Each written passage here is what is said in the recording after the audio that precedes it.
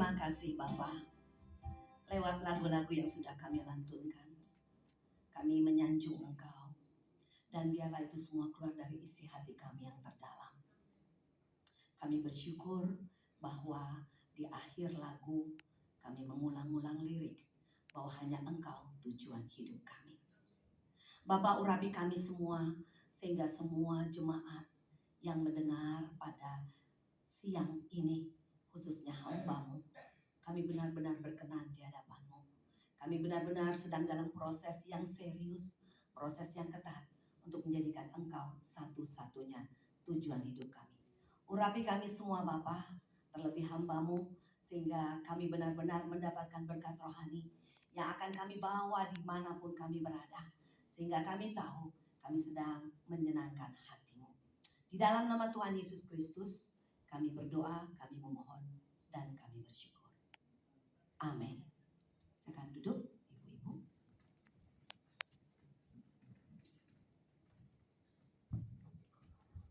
Terima kasih kembali untuk kepercayaannya bahwa saya boleh ada di tempat ini. Kalau boleh ingat saya keberapa ya? Saya sengaja nih. Apa nih? Ya, terima kasih Bu. Betul, ini ketiga.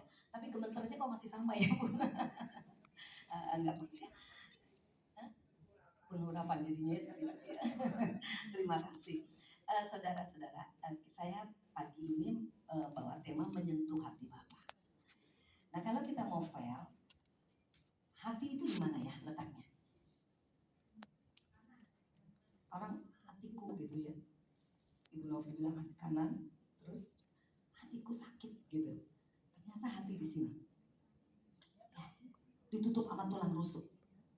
Nah, mengapa hati dipakai? Ini kan organ tubuh ya.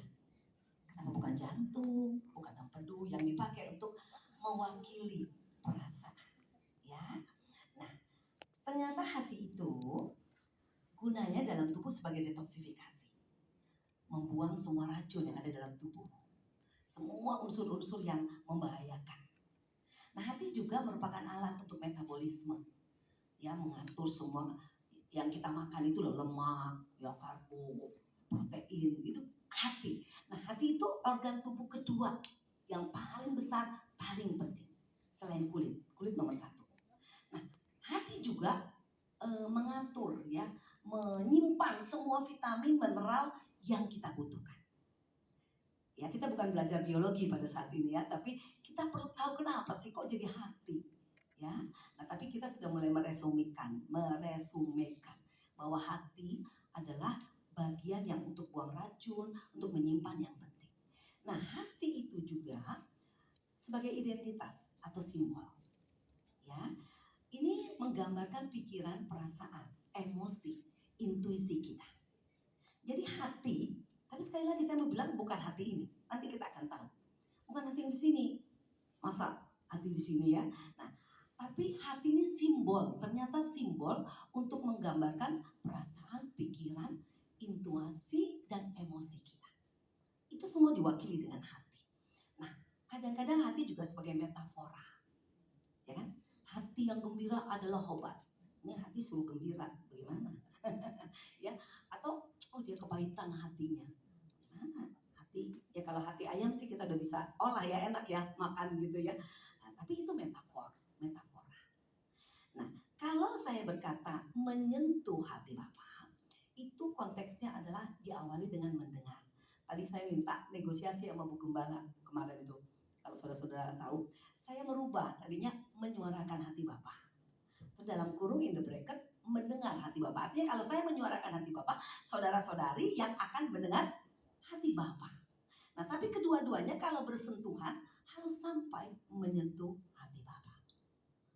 Jadi saya rubah, saya bilang Bu, rubah aja deh menyentuh hati Bapak karena saya udah gumuli. Nah, saudara, ketika seseorang mau menyentuh hati, berempati, kita suka bilang, aduh hatiku tersentuh.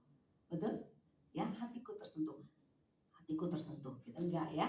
Nah, tapi hatiku tersentuh. Kita udah tahu itu metafor saja, itu simbolis. Nah, tetapi ketika kita mau mengatakan bagaimana bisa menyentuh hati Bapak, itu dimulai dari mendengar. Nah, di dalam ilmu komunikasi, mendengar itu dipakai 2 kata. Indonesia memang miskin dengan vocabnya ya.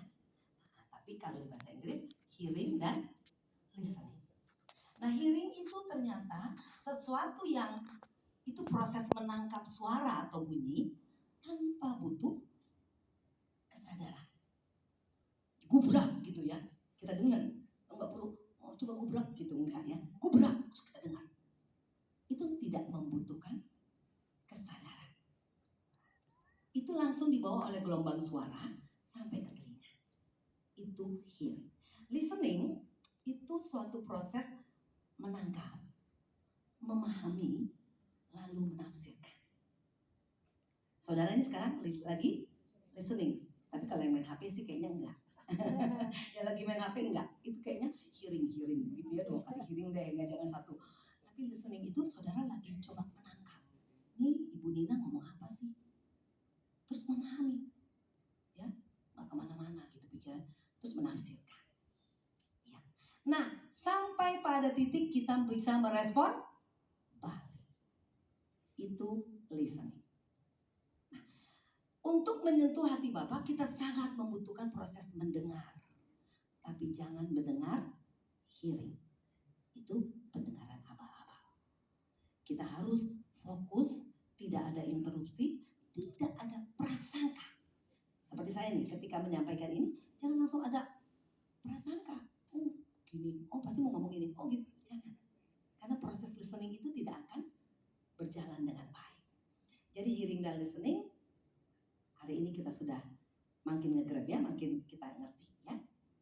Nah, kenapa sih hati itu menggambarkan identitas seseorang? Nih sekali lagi, saya juga masih bingung sebetulnya. Oh, Mbak ini masih bingung. Hati ya enggak di sini ya udah pasti, tapi kok ya udah hati. Nah, tapi kenapa hati? Nah, ternyata hati itu kalau dalam Filipi 2 ayat 5, kenakanlah pikiran dan perasaan Bapa. Itu berasal dari otak. Hati ini nggak bisa mikir, hati nggak bisa ngerasain apa-apa. Ya, maksud saya dalam artian simbolik tadi ya. Kalau fungsinya kita tahu tadi. Nah, ternyata itu berasal dari otak. Otaklah yang menerima apa yang saudara lihat, apa yang saudara dengar, apa yang saudara makan. Karena hati nggak bisa. Kita makan kok hati yang bisa ngeluarin respon. Enggak, itu otak. Ya, jadi bingung kan? Aduh hati saya hati. Aduh jadi bingung saya. Ini sebetulnya hati itu apa? Tapi nggak apa-apa. Ternyata firman Tuhan sudah menuliskannya. Manusia 4000 tahun yang lampau sudah mampu mendefinisikan hati. Kita akan buka tolong multimedia Amsal 4:23 dan nanti dilanjutkan Yeremia 17 ayat 9. Amsal 4:23. Ya, kita boleh baca sama-sama ya. 3, 2, 1. Jagalah hatimu dengan segala kewaspadaan, karena dari situlah terpancar kehidupan. Saudara resapi ya, penting banget ternyata hati. Sekali lagi ya, udah pintar kita ya, hati bukan yang gini atau yang ini ya. Tapi jaga pikiran perasaanmu dengan segala kewaspadaan. Pakai kata waspada loh. Betapa pentingnya hati ini. Betapa penting, karena dari situlah muncul lahir kehidupan. Kehidupan saudara semua ditentukan dari apa yang engkau pikirkan dan rasakan. Dibungkus dengan satu kata, hati. Jaga dengan kewaspadaan, karena hidup ditentukan oleh itu. Kita akan lanjut Yeremia 17 ayat 9.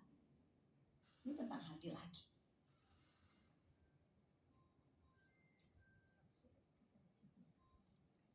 Betapa 3, 2, 1.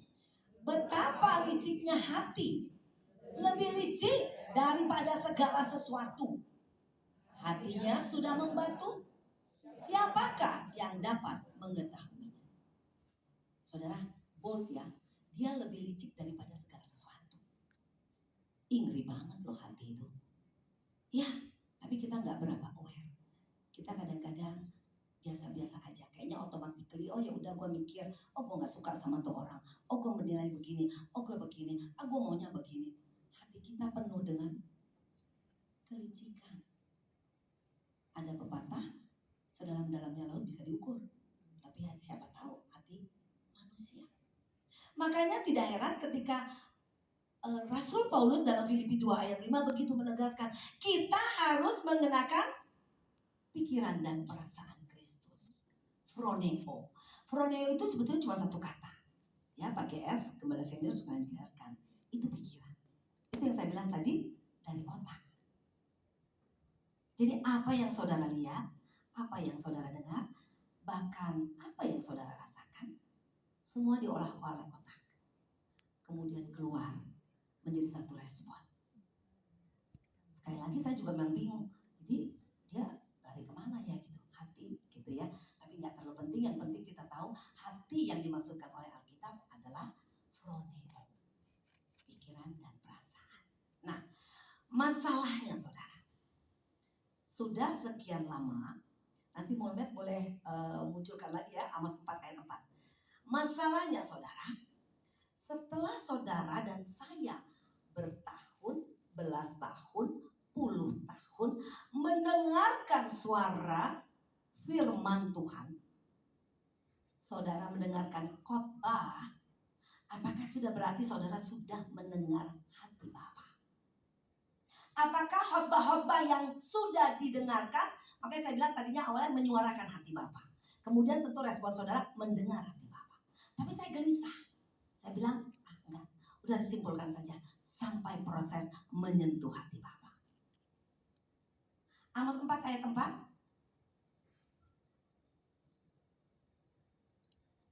Ya. Datanglah ke Betel dan lakukanlah perbuatan jahat, ke Gilgal dan perhebatlah perbuatan jahat. Selanjutnya saya tidak usah baca. Saudara tahu Betel dan Gilgal itu tempat-tempat kudus di mana orang-orang Yahudi beribadah. Kalimat ini saya nggak usah jangan dihilangkan dulu ya. Datanglah ke Betel, lakukanlah perbuatan jahat. Aneh dong. Kok ke tempat suci, ke tempat ibadah, tapi disuruh berbuat jahat. Ke Gilgal, Gilgal pun sama. Kalau orang-orang mau menemukan Tuhan, ke Gilgal. Nah, perhebatlah perbuatan jahat. Saudara, saya mau katakan begini. Terlalu amat sangat lama kita ada di tempat kudus. Tempat suci yang kita sebut gereja. Tetapi ternyata orang-orang yang rajin beribadah, seperti saya khususnya. Wah, saya sebelum bergabung dengan Rehoboth Arta Gading, saya sudah bilang ya dipendetakan dari 2008. Ya, lama sekali 17 tahun. Saya orang yang rajin. Kalau dulu ada di Penin ya, wah pokoknya Selasa, Sabtu kalau nggak salah ya, pokoknya begitu. Sekarang Ira tuh Ira 1, Ira 2, Ira 3. Sampai cucu saya pernah bilang, emang teman mama namanya Ira ya? Karena saya ngomong papanya gini, ya mama mau ke Ira 3. Opung, emang Opung temannya Ira ya? Katanya. Dia pikir Ira tuh nama teman. Nah, saya selalu sering datang tuh di Selasa. Saya datang kalau Pak Eras Rebo tuh, ya Waski ya. Kemis suka ada Batak Bermasmur. Atau ada di Gajah Mada. Nih teman-teman saya lagi tengok nih yang kita suka ketemu di Gajah Mada. Cuma datang, pulang malam, pagi nongol lagi di 2 pagi. Kurang rajin apa saya? Buset deh ya. Nah itu. Tapi itu tidak menjamin saudara. Tidak menjamin apakah saya sungguh-sungguh sudah bersentuhan dengan hati Bapa. Mungkin banyak agenda pribadi saya. Ya mungkin saya kesepian. Ya kebetulan suami sudah meninggal 10 tahun yang lalu. Atau saya memang punya waktu sisa. Ya waktu ayo udahlah. Atau saya senang suasana gereja enak kan? Ya dong kalau di rumah pasang AC terus mahal. Di sini ASEAN mulu ya enggak. Luas lagi ya. Terus lapar dikit udah beli jajan. Pokoknya enak dia ke gereja tuh. Nah tapi saya mengintrospeksi. Sejak saya menyiapkan ini, saya mengintrospeksi. Rajin ke gereja. Ternyata firman Tuhan pada pagi ini mengatakan, kamu boleh aja datang ke gereja. Datang aja ke gereja. tapi hatimu, bahkan perbuatanmu, jangan-jangan masih jahat. Ini mengerikan, saudara. Saudara nanti pelajari ya. Amos 4 ayat 5 sampai 10. Itu sungguh-sungguh menggambarkan, udah bakar aja korban bakaranmu. Artinya kasih aja persembahanmu, uangmu, kasih aja waktumu, kasih aja semua. Tapi ternyata itu dimuntahkan oleh Bapa. Nah, siang ini saya mau tegaskan, jangan buang-buang waktu, jangan buang-buang emosi, buang tenaga, buang uang untuk sesuatu yang masih tanda kutip dianggap jahat oleh Bapa. Ini mengerikan, saudara. Ini mengerikan. Ada juga bukti lain, Matius 7, 21, 23. Kita hafal semua, ya. Nggak bilang Tuhan, Tuhan, Tuhan, Tuhan. Tapi siapa yang melakukan kehendak Bapa? Masalahnya kan Tuhan Yesus bilang nanti, baru nanti aku terus terang. Ya, ayat 23. Kamu segala pembuat kejahatan. Loh, aku kan sudah jadi pendeta, Tuhan. Aku kan jemaat yang rajin.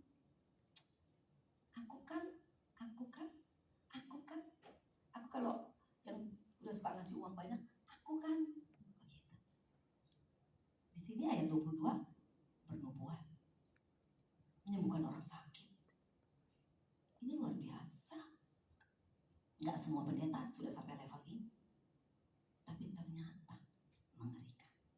Jadi hari-hari ibadah kita, sikap ibadah kita itu belum yang sesungguhnya. Yang sesungguhnya adalah ketika saudara sedang ada dalam keterpurukan, sedang dalam ada ujian, ketika saudara ada dalam kemarahan, ketika saudara ada dalam kebingungan, atau mungkin saudara dalam kenikmatan, dalam euforia. Saudara cantik, saudara punya uang, saudara kuat, saudara ternama. Itu ternyata momen untuk membentuk, menguji saudara. Apakah saudara sedang mengenakan hati Bapa? Nggak banyak ternyata, saudara. Saya juga ngeri. Saya kadang-kadang bilang capek ya Tuhan. Saya pernah bersaksi ya, saya sejak 1 bulan setelah operasi kanker, saya dimampukan bangun jam 3 kurang 15 sampai jam 6. Relatif saya banget kurang tidur. Tetapi kita harus bijak ya. Terlebih sejak gembala senior kita ya, beliau begitu mengasihi kita sampai tidak ada waktu lagi, kurang waktu untuk kesehatannya.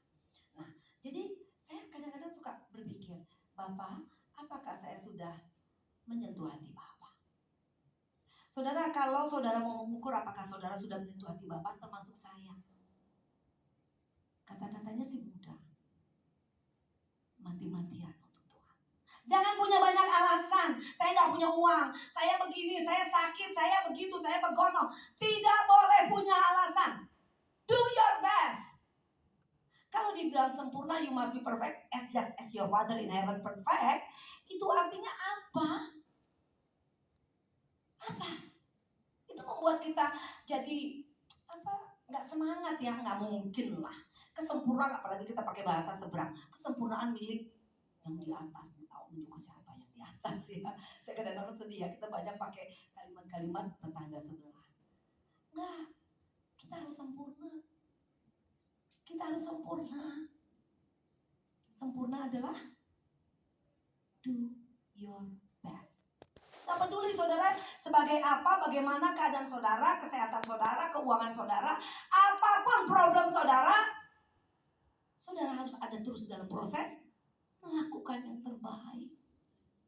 Korek. Aku sudah melakukan yang terbaik. Aku sudah memberikan yang terbaik. Pak Eros suka ngajarin jangan menyisahkan, tapi menyisihkan. Awali baik dari waktu, sisihkan. Jangan enak saja. Kita bukan makhluk gratis. Kalau kuda gratis, bangun dia kemana-mana, ada rumput, dia nggak pernah nanam. Burung di udara Tuhan pelihara, kerja juga tuh burung ya sebetulnya. Tapi dia nggak pernah bawa bibit terus taruh sini dia besok gue balik lagi. Enggak. Masalahnya kita bukan makhluk gratis. Pada hari terakhir aku akan berterus terang. Nah, saya tuh bukannya saya mau bilang pesimis ya, bahwa kok nih ibu selalu begitu. Kayaknya kita tuh nggak dihargai, udah begini-begini, ke Waski nggak pernah absen gitu. Bukan Bu, Pak. Ini terima kasih, puji Tuhan. Haleluya 12 kali. Iya, haleluya, haleluya, haleluya. Begitu. Benar, kita bersyukur loh dimampukan untuk ada di tempat ini. Tetapi hitungan detik. Saya sekarang mau hitungan detik. Jangan nangis ya. Hitungan detik, ngeri. Detik ini baik, 1 detik kita lihat dosa lagi. Benar gak sih Bu? Betul ya Maya? Ya. Aduh, pertarungan ini berat banget. Saya pikir saya juga orang yang masih mencari uang. Saya pikir ternyata enggak. Saya kadang-kadang nangis ya, bilang sama Tuhan gini Bu Gembala. Aduh, sekarang saya punya tugas khotbah banyak banget. Tapi kan tugas usaha saya juga masih ada. Tuhan, saya pernah nangis. Pokoknya bukan pernah, beberapa kali Bu. Saya nangis, saya bilang Tuhan, saya kan maunya fokus ke sini aja, udah deh, gitu ya. Sucian dikit gitu ya. Saya bilang udah deh, saya keluar, saya pikirin. Ternyata enggak. Pada momen setelah saya kanker, saya harus balik ke usaha saya.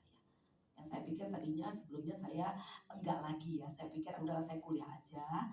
Terus saya memang ada tugas waktu itu beberapa dari Pak Eras termasuk mengajar. Tapi semua kanker ini membuat saya harus mereview ulang semua. Nah, tapi intinya saudara-saudara, ketika saudara mendengar kisah Abraham, itu saudara kan taunya happy ending. Sebetulnya itu betul-betul habis-habisan. Itu betul-betul habis-habisan. Ya ampun, dia tuh betul-betul saya bilang schizophrenia ya. Kita udah belajar kemarin.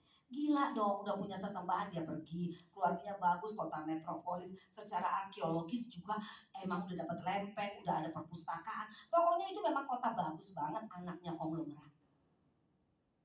Terus juga Nuh, ya di tengah-tengah orang yang udah pada begitu semua diajak naik kapal aja nggak mau, itu menunjukkan tidak ada orang yang bisa diselamatkan lagi.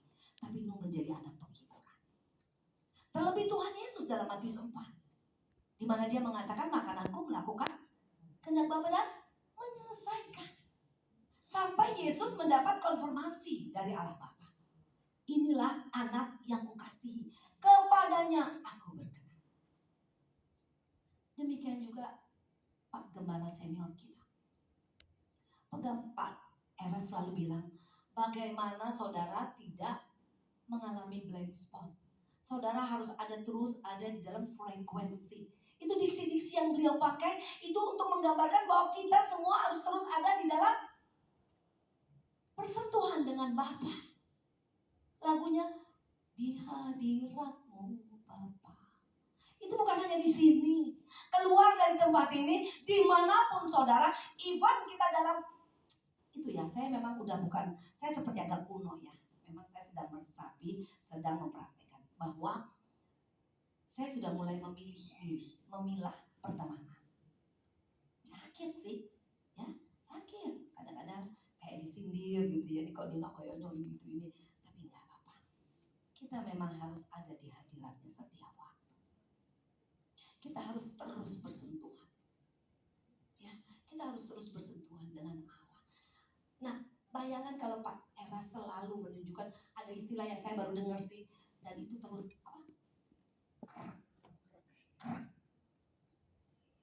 Saudara itu bayangkan, itu istilah saya belum pernah dengar di luar. Oke, satu frekuensi, oke, sinyalnya nggak putus, oke, tapi artinya ketika dua tangan bertemu, berpegang erat, tidak terlepas, itu krek.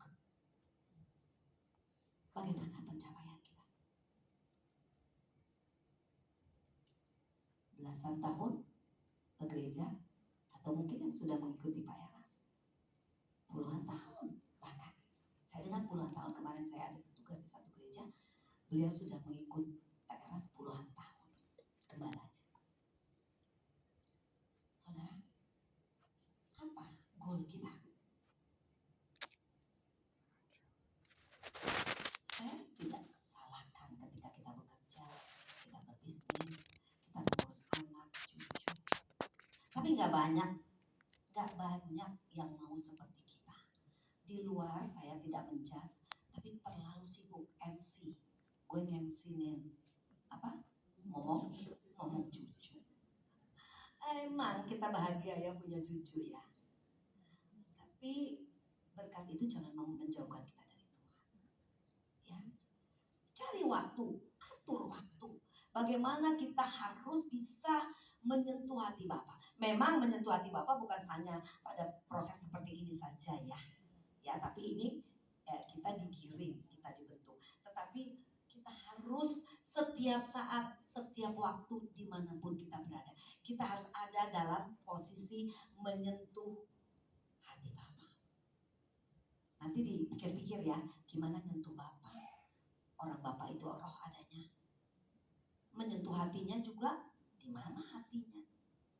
Tapi kita kan bukan anak-anak kecil ya. Kita mengerti bahwa dari apa yang kita pikirkan, kita rasakan, yang keluar dari mulut dan dari perbuatan, itu semua rangkaian kita sedang menyentuh hati Bapa. Saudara, ayo terus-terusan bangun rasa takut, rasa hormat kepada Tuhan. Ya, jangan ember lagi, jangan bocor lagi mulut ini ya. Ya, ini kelemahan perempuan loh. Nah, yang cakep diomongin, yang jelek diomongin. Jadi yang nggak diomongin tuh apa ya? Bingung ya. Kita tuh paling seneng loh perempuan tuh kasih komen. Ya loh, benar. Si ini, si itu.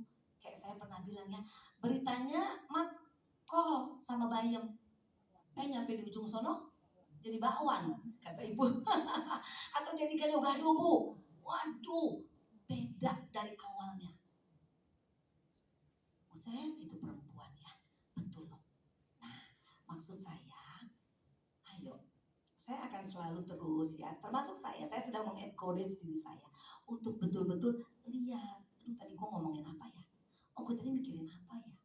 Mereview. Tapi sebelum mereview harusnya kita jaga dulu. Jangan udah keluar, oh Tuhan aku minta ampun. Nanti ngomong lagi, oh Tuhan aku minta ampun. Itu malah iya lalu aduh kan kalau orang mata gitu tuh. Gitu nanti balik lagi. Begitu lagi. Enggak. Kita udah tua ya. Tubuh biologis kita harusnya paralel dengan kematangan iman kita, kedewasaan rohani kita. Ya, saya kesian aja gitu ya, termasuk kesian sama diri saya sih kalau saya nggak dapat apa-apa. Saya nggak jelas berubah, saya tidak menyentuh hati Bapa. Nah, bagaimana menyentuh hati Bapa? Kan kita suka bilang aja terlalu fanatik. Ya, Bapak Maha mengerti. Betul. Sepanjang-panjangnya panjang pasti ada batasnya kesabaran Bapak. Kita suka ngomong jorok, nyerempet-nyerempet. Banyak saya tahu, makanya saya nggak suka. Saya sudah memutuskan untuk tidak lagi bersinggungan ibu arisan A, ibu arisan B. Kadang-kadang di keluarga juga. Kadang-kadang saya bingung ya, aduh mau ngomong apa ya. Masa bawang putih ada sih. Saya pakai bawang dikit deh, demi kebenaran gitu. Jadi ayo besok ini 14 sampai 16 Oktober, Senin sampai Kamis diajakin jalan-jalan gitu. Terus saya aduh mau ngomong apa ya? Dia bilang dia tahu lagi yang ngajak saya. Kan kamu cuma Selasa bolosnya. Itu 14 sampai 16 tuh Senin, Selasa doang. Sampai dia tahu loh schedule saya. Saking pengen ngajak saya. Terus saya gini, aduh Tuhan apa ya? Nah gampangnya kan gini nih. Ngomong aja gini. Bilang aja gini. Ya gak sih? Kita suka cepet ya, bypass gitu ya. Bilang aja gini. Udahlah. Gitu. Terus saya tapi enggak, saya bilang enggak. Tapi kalau mau ngomong kebenaran saya takut. Kebenaran harganya mahal ya. Banyak. Kadang-kadang nyakitin hati orang waktu menyampaikan kebenaran. Nah saya pikir gini, udahlah. Nanti saya akan bilang aja apa adanya. Udah saya nggak mau. Hati saya udah bilang gini, saya udah nggak bisa lagi berkumpul. Tapi kan kayaknya narsis banget ya. NPD banget, narsistik personality disorder. Kok sok-sok banget gitu. Enggak. Tapi saya pikir Tuhan pimpin. Nanti saya mau bilang apa ya Tuhan. Ya. Nah, hamba Tuhan, pelayan, aktivis, terlebih kita pendeta, bukan pelayan, jemaat sama. Kita hanya mencari kesungguhan. Itu datang dari kita. Jangan pura-pura nggak tahu. Coba deh koreksi. aku tuh udah gimana ya? Aku tuh, aduh tadi kemarin bangun, aku bikin dosa gini-gini. Bahkan lagi doa pagi pun kita akan gini. Ih, aku ingat segini, aku ingat segini. Itu yang Pak Eras bilang, minta dikorek. Roh Kudus bilang kok, nggak mungkin nggak bilang. Cuman saya takutnya kita bebal aja, kita sudah terlalu duniawi. Tak lagi ku ingini apapun, aku tinggalkan dunia. Tapi kadang-kadang lagu Pak Eras ini mengerikan. Mau nggak nyanyi bagaimana? Masa nggak nyanyi? Ya kan? Ya nggak sih? Tapi saya bilang, aduh maaf, saya mau bilang apa lagi? Omong kosong. Enggak seperti ini Tuhan. Aku belum meninggalkan dunia sepenuhnya. Tak lagi ku minta apapun, padahal segerobak yang diminta. Ono ene, ono aduh begitu. Ngerti saya kadang-kadang, aduh Pak Eras ini gimana ya gitu. Tetapi ya udah, akhirnya no choice, right? Gak ada pilihan. Ikutin lagu ini, ya udah kita kadung basah, ya jangan setengah basah nanti masuk angin malah, basah aja, cemplung, ya. Nah sekarang saudara-saudari, bagaimana? Kita sebetulnya udah tahu ya. Nah kita harus sungguh. Ada doa pagi, ya ikutin aja. Ada mungkin doa pagi yang sebelum jam 5. Saya nggak usah angkat tangan kali ya, takutnya nanti ada yang enggak cuma angkat tangan. Masa saya suruh angkat kaki? Ya enggak. Ikutin doa pagi setiap pagi. Jangan telat. Nilai itu berharga banget. Benar. Ikutin. Udah dikasih resep ini sama Pak Eras. Dilanjutkan oleh pendeta-pendeta sekarang. Ayo. Aduh enak loh mau ketemu. Ya ampun kita ketemu sama sang pujaan hati. Kekasih hati. Oh ya maaf satu boleh nggak nyanyikan lagu? Ayo boleh tim singer WL boleh, kita akan tutup segera. Tapi kita akan menyanyikan satu lagu. Beriku hati, beriku tempat. Beriku tempat. Boleh kita naik bersama. Nah saya cuma mau katakan saudara, jangan main-main, ya, jangan main-main. Ayo, kalau ada pikiran kita jahat, jelek, sombong, hati kita terluka, langsung bilang, tidak, aku sedang bersentuhan dengan Bapa. Aku tidak mau lagi hidup seperti aku yang kemarin. Gak usah hitung yang dulu. Mulai kemarin, 1 jam yang lalu, kayak tadi juga saya mereview. Mau masuk ke gedung sini juga saya mereview. Tuhan, sentuh hatiku, rendahkan hatiku. Mari, kita akan menyanyikan lagu ini. Mungkin kita akan menyanyikan bersama-sama. Kemudian saya minta singer dan WL yang menyanyikan. Saudara renungkan, ketika kita menyanyikan lagu ini, sungguhkah kita meminta agar nama kita tertulis dalam hatinya? Untuk Tuhan memberikan tempat bagi kita, dan kita juga memberi tempat sepenuhnya untuk Tuhan. Mari kita menyanyikan bersama-sama. Kemudian 1 bait lagi, tim WL dan singer. Beri aku tempat dalam hatimu, dan engkau tetap tinggal dalamku. Ini mungkinkah kita minta ini? Tulis namaku, Tuhan, tulis nama kami dalam hati-Mu. Sungguhkah saudara meminta ini? Sungguhkah? Maukah saudara serius dan bahkan lebih serius? Habiskan waktu saudara untuk bisa, untuk mungkin nama saudara tertulis dalam hatinya. Kita akan berdiam diri, tim singer dan WL. Beri aku tempat. Sungguh-sungguh minta ini saudara. Saudara akan terbuang dari tempat dunia ini, tapi saudara saudara harus punya tempat, satu keyakinan pasti bahwa saudara harus ada di hati Bapa, menyentuh hati Bapa. Bapa ada di dalam hati kita, dan kita juga benar diterima olehnya di dalam hati Bapa. Tulis namaku. Bapa, tidak ada yang lain kami minta kecuali tulis, goreskan nama kami Bapa. Kami ingin ada Nina di dalam hatimu. Kami inginkan ada Julie di dalam hatimu, ada Maya di dalam hatimu, ada kami semua di dalam hatimu Bapa. Baik, kita bersama-sama.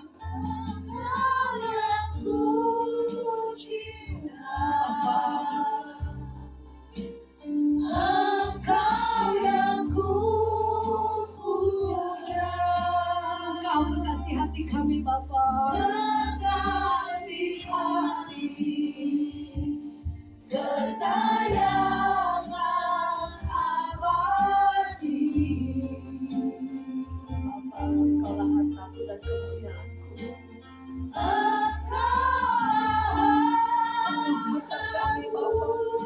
Engkau kemuliaan kami, kami tidak butuh yang lain Bapa. Saudara, Bapa di surga tidak membutuhkan orang Kristen banyak. Bapa hanya membutuhkan orang-orang yang seperti Tuhan Yesus, yang mengumpulkan gerombolan. Saudara, kita harus seperti Tuhan Yesus, menyelesaikan pekerjaan Bapa, menunaikan tugasnya. Saudara, masih ada waktu untuk kita bisa menyentuh hati Bapa. Mari pakai ini semua kesempatan, waktu, tenaga, kekuatan, semua yang ada pada saudara untuk menyentuh hati Bapa. Engkaulah hartaku, Engkaulah hartaku, kemuliaanku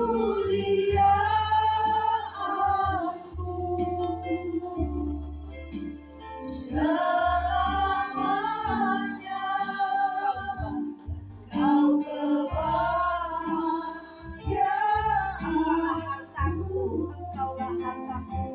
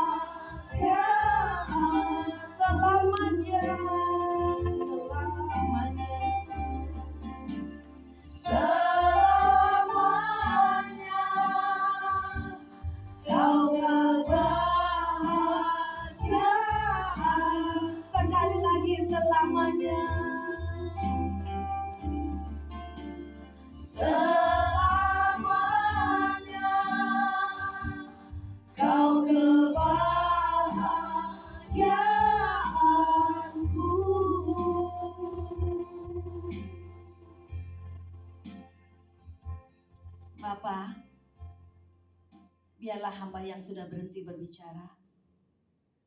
Engkau tidak akan pernah berhenti berbicara, ya Roh Kudus. Terlalu banyak khotbah-khotbah yang kami dengar. Tetapi Bapa, kami tidak putus asa. Firman-Mu ini pasti akan menyentuh hati kami masing-masing. Firman-Mu ini akan kami bawa pulang dan kemanapun kami berada. Kami akan menjagai hati-Mu Bapa. Kami akan menjagai perasaan-Mu Bapa.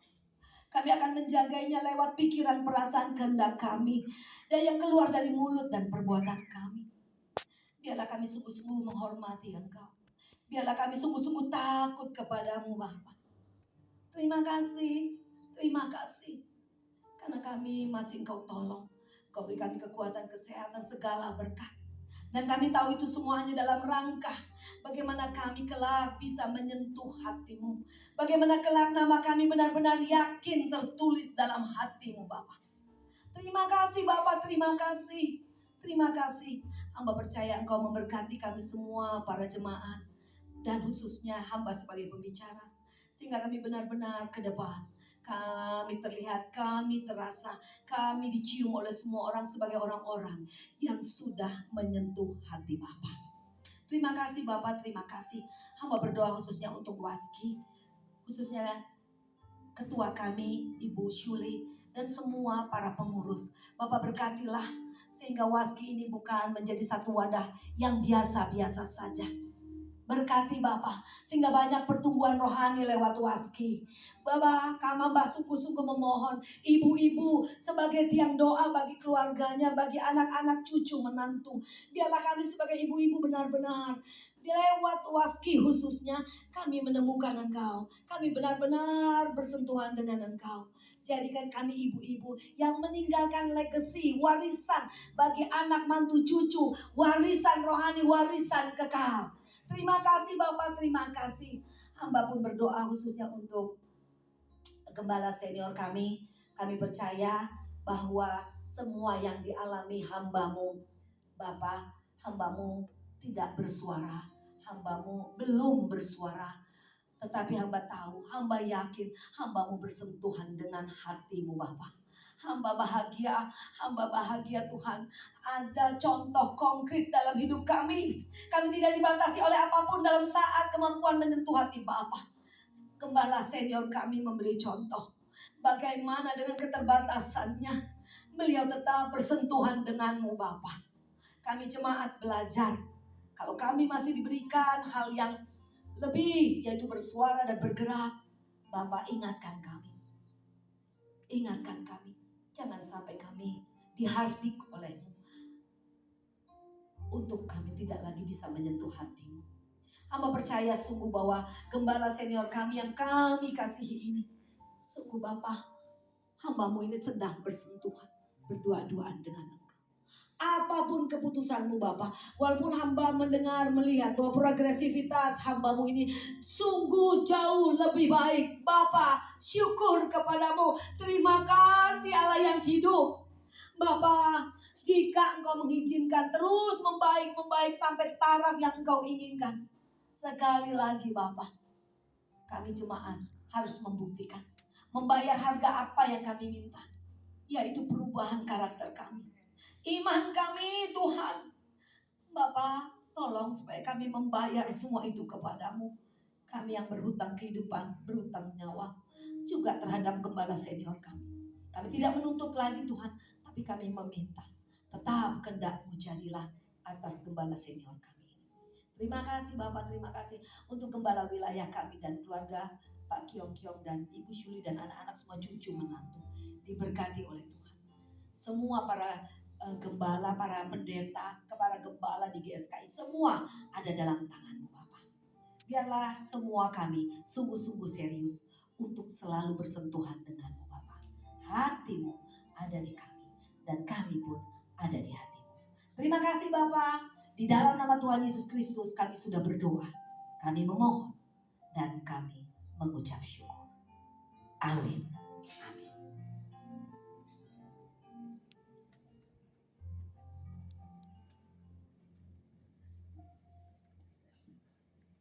Ibu-ibu pasti diberkati dengan kebenaran firman.